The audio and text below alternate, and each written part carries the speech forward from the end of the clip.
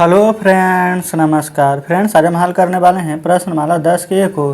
कल फ्रेंड्स हमने प्रश्नमाला 10 के ए में यहाँ पर 17 नंबर प्रश्न तक के फ्रेंड्स हल किए थे और यहाँ पर 3 प्रश्न शेष रह गए थे, उसको हम आज के वीडियो में कवर करेंगे। यहाँ पर फ्रेंड्स देख लीजिए 18 नंबर प्रश्न में यहाँ पर हल करेंगे। चलिए, तो यहाँ पर बोला गया 18 नंबर में कि एक व्यक्ति 3 साइकिल क्रमशः 540 रुपया, 330 रुपया और 525 रुपया में बेचता है। पहली साइकिल पर 20% का लाभ, दूसरी पर 10% का लाभ और तीसरी पर 3.1/8% का हानि हुआ है। तो तीसरी साइकिल का क्रम बताएं। कल फ्रेंड्स जैसे 17 नंबर प्रश्न बताए थे, सेम उसी प्रकार से 18 नंबर प्रश्न बनेगा। तो चलिए, जो यहाँ पर घर पर खुद से बनाने का प्रयास किए होंगे, जिनका आंसर सही है तो उनको तो अच्छी बात है, जिनसे नहीं बना है वो फ्रेंड्स यहाँ पर मिला लेंगे कि किस प्रकार से बनेगा। तो चलिए 18 नंबर को कॉपी पर समझते हैं। तो फ्रेंड्स देखेंगे हम यहाँ पर 18 नंबर प्रश्न को हल कर रहे हैं। सबसे पहले यहाँ पर लिख लेंगे ऊपर में सेलिंग प्राइस और नीचे लिख लेंगे कॉस्ट प्राइस। सेलिंग प्राइस कितना है देखेंगे 540, 330 और 525 लिख दीजिए। 540, 330, 525 ये हो गया फ्रेंड्स हमारा सेलिंग प्राइस।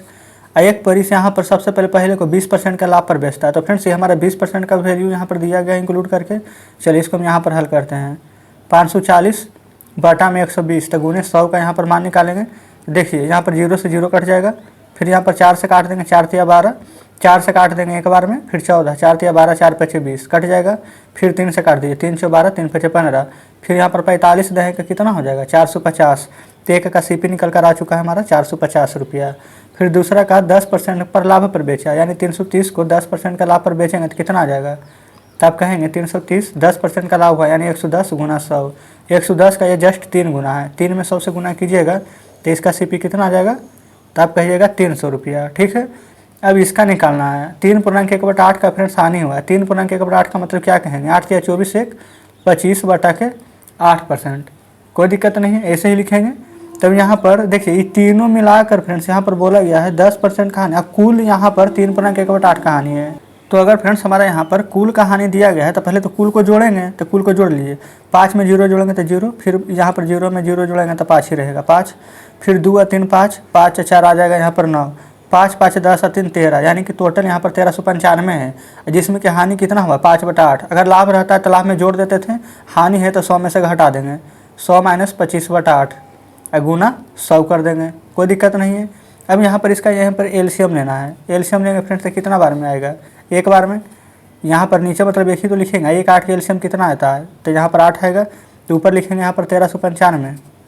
अब बटा में यहाँ पर एलसीएम जब 1 8 के लीजिएगा तो 8 आएगा, तो 8 में 100 से गुना कीजिएगा तो 800 और माइनस 25। चलिए फ्रेंड्स यहाँ पर एक स्टेप पूरा ही बता देते हैं। इस प्रकार से एलसीएम ले लेंगे तो 8 आ जाएगा। 1 को 8 बार पढ़ेंगे 8, 8 में 100 से गुना कीजिएगा तो 800। फिर यहाँ पर 8 में 1 से करेंगे 8, तो 1 से गुना करेंगे 25 में तो 25 गुना 100। ठीक है, इतना समझ चुके हैं। अब ये 1395 को हम इधर लिख रहे हैं। अब 800 में से 25 घटाएंगे तो 775 गुना, ये फ्रेंड्स 8 नीचे ऊपर जाएगा तो गुना में 100 में 8 से गुना कीजिएगा तो 800 आ जाएगा। यहाँ तक कोई दिक्कत नहीं है। अब देखेंगे यहाँ पर 5 है, यहाँ पर 0 है, 5 से कटेगा तो काट दीजिए एक बार में। फिर 2 और 7 27, 5 पचे 25, फिर 2 और 5 25, 5 पचे 25, 5 से इसको काट दीजिए। 16 पचे 80 या 0 है तो 0, 5 तिया 15, 5 से एक बार में। ये फ्रेंड्स कट जाएगा 5 तिया 15, 5 ने 10 बार में। ये 31 है तो 31 से हमको लग रहा है कि ये डायरेक्ट कट जाएगा, क्योंकि फ्रेंड्स यहाँ पर देख लीजिए क्या करते हैं हम 31 से यहाँ पर भागा देकर ही देख लेते हैं। 1395 में एक बार में नहीं, 2 बार में, तो 31 दूनी 62, 3 बार में 3, 3 तिया 93, 4 तिया 12, 4 बार में लग जाएगा 4, 4 तिया 12, 9 में से 4 जाएगा तो 5, 3 में से 2 जाएगा 1, 5 बार में 55, 5। ये फ्रेंड्स 45 बार में, 31 से ये 45 बार में कट जाएगा। अब 45 गुना 32 यहाँ पर करना है, तो 32 बच्चे का होता है कितना 160। ये फ्रेंड्स पूरा गुना ही कर लेते हैं। ये 32 पचे 160 होता है। ये 4 बार तो नहीं पता है, 4 दूनी 8, 4 तिया 12, 32 चौ 128 0, 8 6 14, 2 1 3 1 4, यानी कि 1440 आ रहा है गुना करने पर। तो हम यहाँ पर इसका मान जस्ट निकाले हैं 1440। ये फ्रेंड 1440 इसका मान नहीं आया है, बल्कि पूरा सीपी में से जब माइनस किए हैं तो उसका मान यहाँ पर हमारा 1440 निकल कर आया है। अब यहाँ पर क्या कीजिएगा आप, ये देखिए पहला का 450, दूसरा का 300, तो 450 और 300 यहाँ पर जोड़ेंगे तो 4 और 3 750 आएगा। ठीक है, इन दोनों का। और 1440 तो इन तीनों का था, तो 1440 में से 750 माइनस कीजिए आप, तो 0, 14 में से 5 जाएगा तो 9, 13 में से 7 जाएगा तो 6, यानी कि फ्रेंड्स सब हमारा सिर्फ इसका करें जब निकालेंगे तो हमारा आएगा यहाँ पर 690 रुपया। यही फ्रेंड्स हमारे प्रश्न का आंसर हो जाएगा, क्योंकि हमसे यहाँ पर तीसरे का क्रय मूल्य पूछा गया था। देखेंगे यहाँ पर तो बोला गया था कि 3.8 का हानि होता है तो तीसरा साइकिल का क्रय मूल्य निकालना है, जो कि 690 रुपया आ चुका है। तो उम्मीद करते हैं फ्रेंड्स कि इस प्रकार से यहाँ पर 18 नंबर प्रश्न यहाँ पर बढ़िया से समझे होंगे। तो चलिए अब आते हैं 19 नंबर प्रश्न पर। तो फ्रेंड्स आप देख सकते हैं ये रहा 19 नंबर और 20 नंबर, यही दोनों लास्ट प्रश्न है। चलिए इनको भी हल करेंगे। 19 में बोला गया कि यदि किसी वस्तु पर 10% का लाभ और 12% लाभ यहाँ पर और अंतर 8 रुपया है तो वस्तु का क्रय मूल्य ज्ञात करना है। फिर दोनों स्थितियों में वस्तु का विक्रय मूल्य ज्ञात करना है। चलिए फ्रेंड्स कोई बात नहीं है, यहाँ पर हल करते हैं 19 नंबर को। सबसे पहले यहाँ पर देखेंगे 10% का लाभ है, फिर 12% का लाभ है। देखिए सबसे पहले कोई भी चीज़ होता है अपने आप में 100%, ठीक है। यहाँ पर इस पर 10% का अगर लाभ होगा तो चीज़ कितना का हो जाएगा 110। फिर बोला गया 12% का लाभ, अभी 12% का लाभ होगा तो कितना का हो जाएगा 112 का। दोनों में अंतर बोला गया 8 रुपया, लेकिन रियल में जब यहाँ पर देखेंगे तो 110 112 में अंतर कितना का है 2 का। तो यहाँ पर बोला गया है 8 का है, तो हम लिख सकते हैं कि नहीं कि 2 बराबर 8, तो 1 बराबर कितना हो जाएगा, तो आप कहेंगे 8 बटा में 2, तो 1 बराबर आ जाएगा 4 के। लेकिन फ्रेंड्स कोई हम यहाँ पर क्या निकालते क्रय मूल्य, यानी कि 100% का मान, तो 100 से गुना करेंगे तो 100% कितना हो जाएगा, तो आप कहेंगे 400 रुपया। तो अगर हमसे क्रय मूल्य पूछता तो यही आंसर हो जाता, लेकिन हमसे क्रय मूल्य नहीं पूछ करके यहाँ पर थोड़ा सा प्रश्न को बढ़ा दिया। बोला गया कि क्रय मूल्य ज्ञात करना, क्रय मूल्य आ गया 400। अब बोला गया फिर दोनों स्थिति में वस्तु का यहाँ पर विक्रय मूल्य ज्ञात करना है।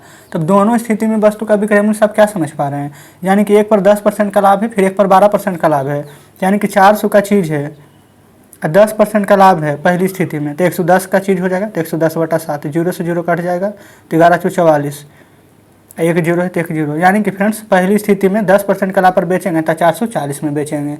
ये हो गया। अब बोला गया था यहाँ पर कि दोनों स्थिति में दूसरा क्या है 12% का लाभ, लाभ हो या हानि होता है क्या पर क्रय मूल्य पर, क्रय मूल्य 400, इस पर 12% का लाभ होगा तो चीज़ कितना का हो जाएगा 112 का, 112 बटा 100, 0 से 0 कट जाएगा, कर दीजिए गुना। यहाँ पर 4 दूनी के 8, 11 चौके 44, यानी कि फ्रेंड्स यहाँ पर 448 रुपये का हमारा लाभ हो जाएगा। तो देखिए ये तो हो गया क्रय मूल्य CP, ये हो गया पहली स्थिति और ये हो गया दूसरी स्थिति। तो इस प्रकार से फ्रेंड्स 19 नंबर में जैसा जैसा प्रश्न बोला गया था वैसा वैसा हल कर दिए हैं। देखिए अगर फ्रेंड्स आपको यहाँ पर समझ में नहीं आता है वीडियो को रिपीट करके देखिएगा, ये हम आपको बहुत ही शॉर्ट तरीका बता रहे हैं, इससे आसान तरीका आपको कहीं भी नहीं मिलने वाला है। इसलिए अगर समझ में नहीं आता आप दोबारा देख लीजिए, नहीं तो अगर इसके मेथड से चलिएगा तो एक एक पेज यहाँ पर भर जाएगा, ठीक है, तब भी हो सकता है कि आप नहीं समझ पाए। चलिए अब इसी प्रकार से हल करते हैं 20 नंबर को। तो फ्रेंड्स देखेंगे ये रहा 20 नंबर प्रश्न। इसमें बोला गया कि एक विक्रेता 2 साड़ी खरीदता है जिसमें से प्रत्येक का मूल्य 1200 रुपया है। एक साड़ी बेच करके वह 10% का लाभ उठाता है और दूसरी साड़ी को विक्रेता किस मूल्य पर बेचे कि दोनों साड़ी पर कुल लाभ 8% का हो। तो चलिए फ्रेंड्स इसको भी हल कर लेते हैं। सबसे पहले यहाँ पर देखेंगे प्रत्येक साड़ी का मूल्य 12 रुपये, ये फ्रेंड्स 12 रुपये बोल रहे हैं 1200, जिसमें कि 2 साड़ी कीनता है। तो यहाँ पर आप ऐसे लिख सकते हैं 2 साड़ी का मूल्य 2400 रुपया। तो आप कहेंगे ऐसे कैसे हो गया, क्या कि यहाँ पर बोला गया प्रत्येक का मूल्य, यानी कि एक साड़ी का मूल्य। तो अगर एक साड़ी का मूल्य हमें मालूम है कि यहाँ पर 1200 रुपया है तो 2 साड़ी का कितना होगा, 12 दूनी 2400 तो ही होगा। यहाँ तक कोई दिक्कत नहीं है। चलिए अब बोला गया एक साड़ी बेच करके 10% का लाभ उठाया है। तो एक साड़ी अगर हम बेचे हैं तो हमें यहाँ पर 10% का लाभ हुआ है। तो 10% का लाभ से क्या समझ रहे हैं कि किसी की साड़ी का मूल्य था हमारा 1200 और 10% का लाभ हो गया तो कितना लाभ हो गया 110 बटा 100, 0 से 0 कट जाएगा। अब इसे आप गुना कर दीजिए, लास्ट में 0 है तो 0, 12 1 12, अब 12 1 बाकी 13, यानी कि फ्रेंड्स जब 10% का यहाँ यानी कि लाभ हुआ है तो 1200 का साड़ी हम कितना में बेच दिए हैं तो 1320 रुपया में, तभी तो यहाँ पर 10% का लाभ हुआ है। अब बोला गया कि दूसरी साड़ी को विक्रेता किस मूल्य पर बेचे कि दोनों साड़ी पर कुल लाभ 8% हो। तो फ्रेंड्स देखिए यहाँ से आप क्या समझ रहे हैं, यहाँ पर बोला गया दोनों साड़ी पर, तो एक साड़ी पर तो 1200 था और दोनों साड़ी पर तो हमारा कितना था 2400। यहाँ पर आप लिखिएगा 2400 गुना 8% का लाभ हो, 10% का लाभ था तो यहाँ पर लिखे थे 110, और जब 8% का लाभ होगा तो क्या लिखेंगे 108 बटा 100, 0 से 0 कट जाएगा। 24 8 होता है 92 से 192, तो 92 और 24 1 कितना हो जाएगा 25। तो यानी कि फ्रेंड्स जब यहाँ पर दोनों साड़ी को जब बेचेंगे 8% के लाभ पर तो हमारा यहाँ पर खर्च पड़ जाएगा 2592 रुपया, ठीक है।